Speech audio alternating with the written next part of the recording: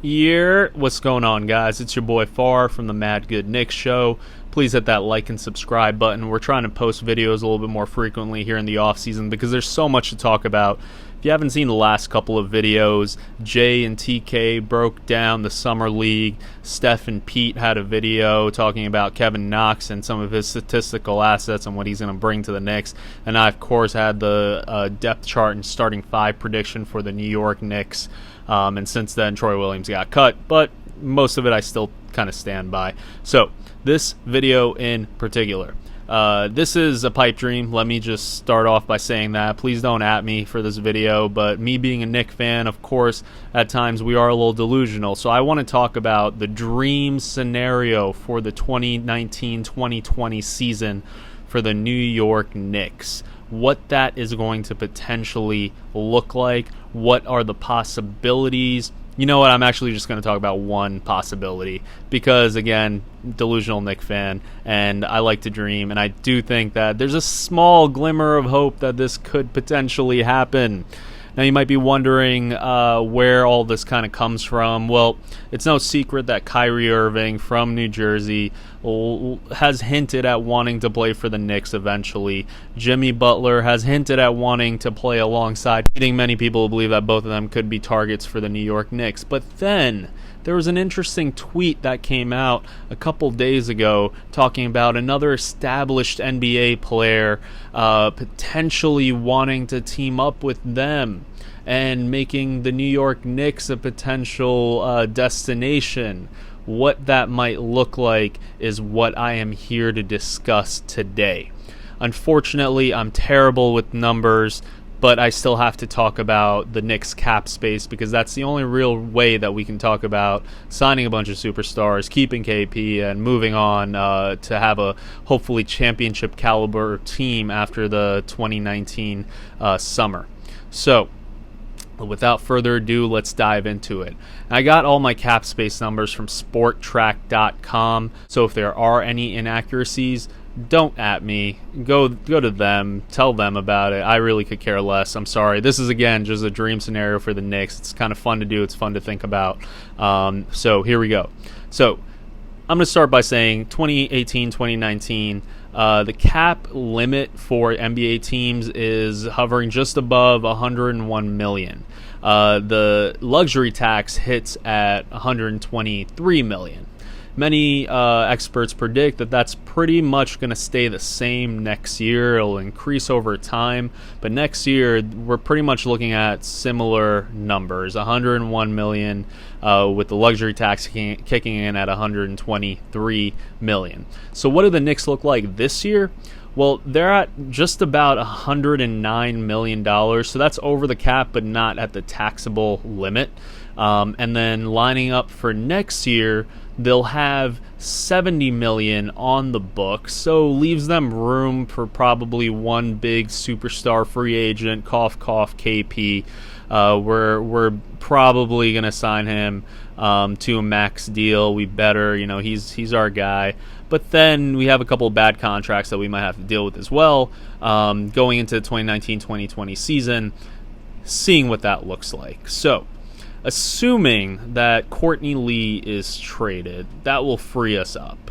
Assuming that Joakim Noah is stretched and his contract and his money won't count towards our salary cap, that will also significantly free us up.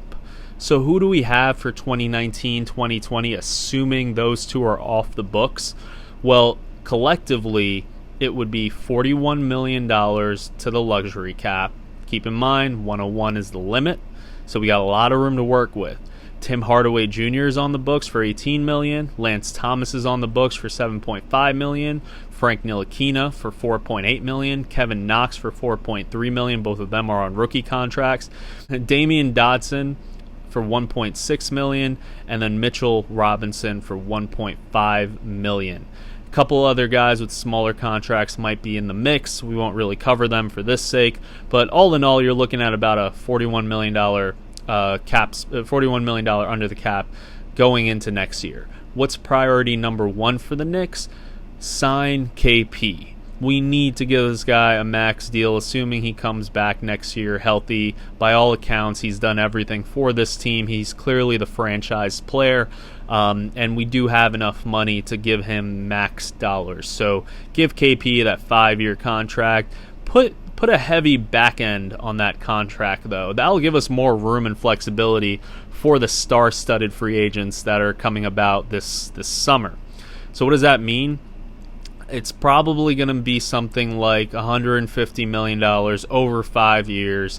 If they can get KP to buy into $20 million in year 1, and then by year 5 you're hovering around $35 or $40 million, that's not unheard of. That's what a lot of the superstar contracts are at these days. Look it up. Check out Basketball Reference, Google Max contracts, and you'll see. But by year 4, year 5, he'll be getting paid in the $35 to $40 million range if he can take less money year 1 and year 2. So let's assume that KP year 1 signs his max deal, takes $20 million in year 1. That brings us to a salary cap of $60 million. And then we're going to look at who's the next superstar that we want to bring part of our franchise and give a max contract to. I say Kyrie Irving. He plays New York City ball. He's wanted to play here. He's established. He's a championship caliber player. And quite frankly, one-on-one, I'm taking Kyrie over Curry, and that puts the Knicks in a really good position. So let's give Kyrie Irving 4 years, $130 million, $25 million year 1, and the contract progressively increases from there. That puts our salary cap at $85 million.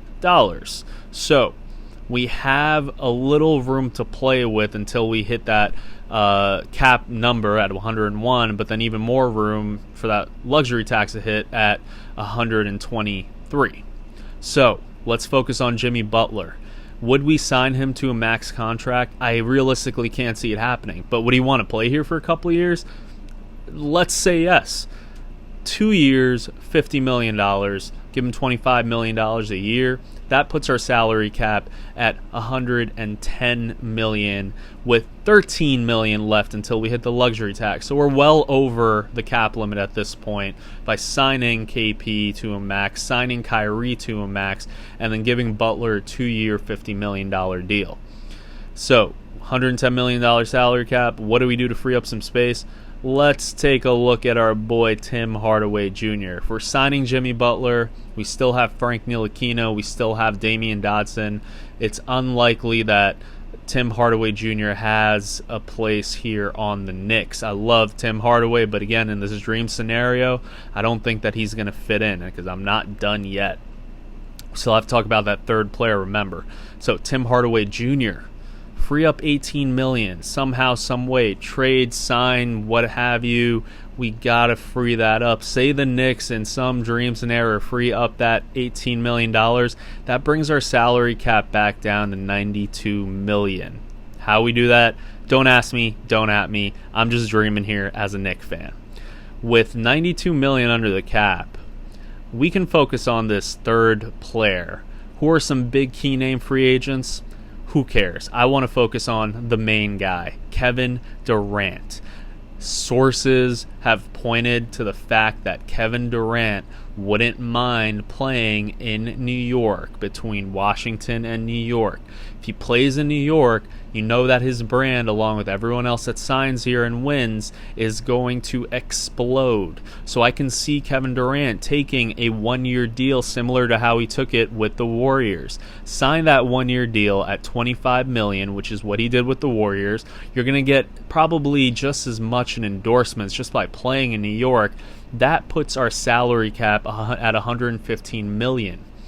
We've got $7 million until we hit that luxury cap, and assuming that James Dolan doesn't want to pay the extra luxury tax, we'll probably have to sign a couple of veteran minimum players, a couple of those G League prove-it deals. We'll probably bring on board a guy like Trier, a guy like Cornette on the cheap, a couple million here and there. That should fill out our roster. But let's take a look at what this team could potentially look like with the starting 5 of Kyrie Irving, Jimmy Butler, Kevin Knox at the small forward, Kevin Durant at the power forward, and Kristaps Porzingis playing center.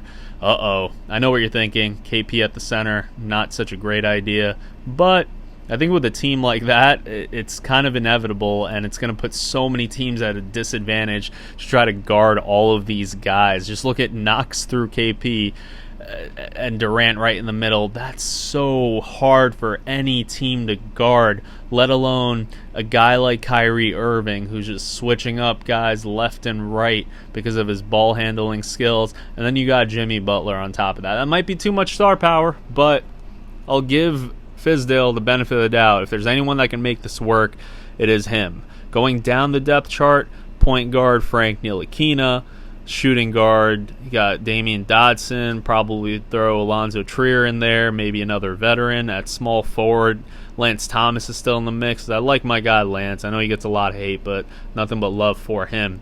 And then at power forward, you got Cornette, and of course Mitchell Robinson is in the mix too. If you really, really want to start KP at the 4, shift Durant to the small forward, Knox can be the 6th man off the bench for a team like this, and Mitchell Robinson can probably start at center. So that's my dream scenario. This is how it could possibly work out. There's a glimmer of hope and a chance that this could actually happen, but again, please don't come at me. This is very much a dream scenario, a pipe dream for the New York Knicks. Not out of the question, highly unlikely, still very fun to think about. This is Far from the Mad Good Knicks Show. Make sure you hit that like and subscribe button, comment your thoughts on this potential dream scenario, and again, please share, like, subscribe, hit us up on Instagram at Mad Good Knicks Show. We're going to be posting more videos like this.